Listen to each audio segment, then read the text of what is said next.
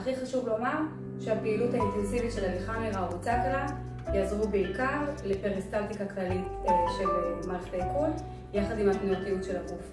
אבל יש כמה תרגילים שאפשר לעשות. אז עמידת 6, תנועתיות עמוד שדרה, כלב חתול, גב עגול, גב ארוך מה שנקרא. בשכיבה על הגב, חיבוק של הברכיים לבטן. אפשר לחבק רגל אחת, אפשר רגל שנייה, אפשר את שתי הרגליים וגם קצת להניע מצד לצד, להקל על גזים, נפיחות בטנית.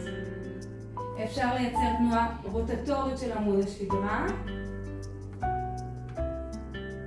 כדי לעזור עוד קצת לפריסטלטיקה הכללית וגם כמובן להורדת הנפיחות הבטנית והגזית. אפשר לעזור קצת עם ידיים על האזור של השרעפת, וכאן לייצר תנועה רוטטורית יחד עם לחיצה. שוב לחיצה על השרעפת, בצד שני.